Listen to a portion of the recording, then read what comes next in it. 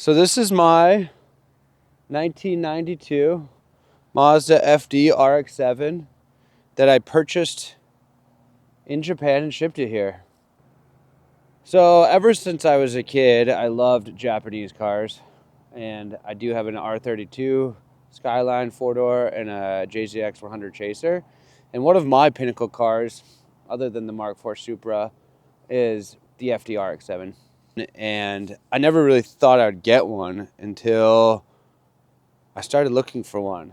And unfortunately, once I start looking for something, it might take a while, but I eventually get it. So I thought if I was to get a RX-7, I would want a Japanese one that's right-hand drive. So I met a dude named Gabe who was selling this car or representing a seller in Japan, and he showed me some pictures of it. And I've built enough cars now that I know that these kits, these wheels, these mirrors are all super expensive and take forever to get from Japan. So when he showed me this car, it had the kit, it was just painted and already had the Ganadors. So I knew what that was all going to cost. So if I was to build an FD, or if I was to visualize an FD in my head, this is kind of how I'd have it. It had different wheels on it. So we got it in Japan, and then I asked if I could switch out the wheels for something different. I wanted some TEs or Equip 05s. So they looked for those for a while, and then the shop, AQM, was like, hey, we can get you whatever wheels new too. So obviously Work Japan offered to build a set for the FD. So I spec'd these out. So they're brand new from Work Japan. They shipped over with the car.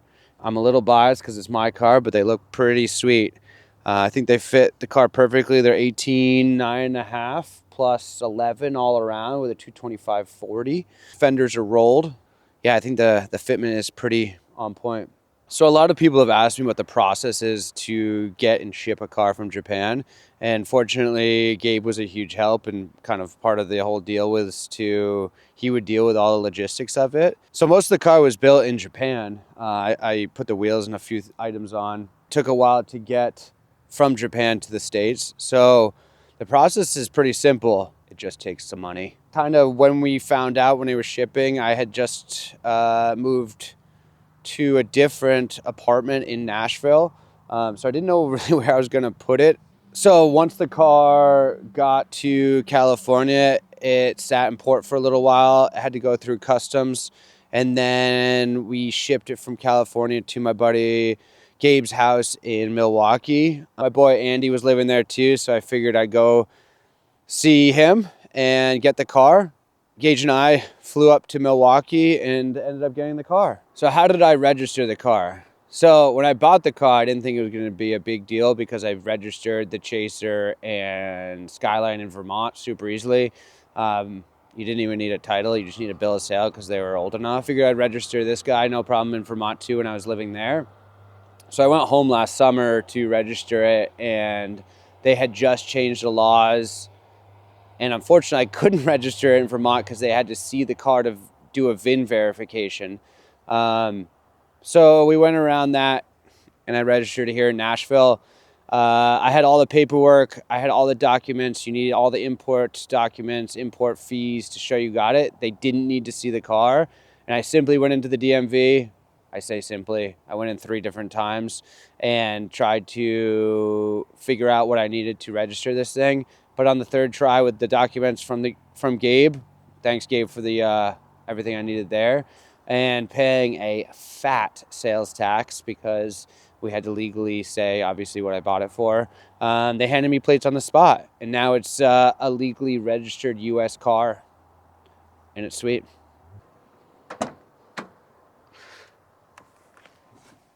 So everyone asks me if right-hand drive is legal here in the United States. It totally is. It's super fun to drive. The only difference is really the blinkers are on the right side and the windshield wipers and sprayers are on the left.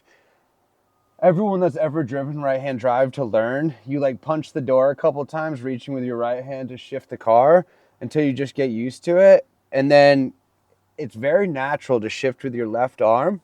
pedals are all the same. H patterns all the same for the gears. E-brakes all the same. You just got to watch the road because you're so used to being on the left side and being close to the yellow line that being on the right side is just a little bit different. So you just watch the white line and drive it just the same. After a day of driving the car, you get super used to it. So if people don't know, you can get steering wheels that actually remove. The main reason for this is because a lot of cars, well, mostly race cars, are very difficult to get in. So removing the steering wheel gives you a lot more leg room. These are called quick releases. They simply just clip into place. The steering wheel is now on, and then take it off. You can just take it off. It makes it super convenient for getting in and out. I can take the wheel obviously with me or put it in my apartment for safety concerns. But I went with a quick release with this car because A, it's just a really small car and I'm a bigger guy. I'm 6 feet. And right now it does have the OEM seats, which I do love. But if I get some sort of reclinables or buckets one day, it'll be way easier to already have a steering wheel that connects. So something else that I think is cool about this car that just makes it a little more unique and more JDM is obviously the gauges are in kilometers. So it's a little hard to figure out how fast you're going, but you kind of just set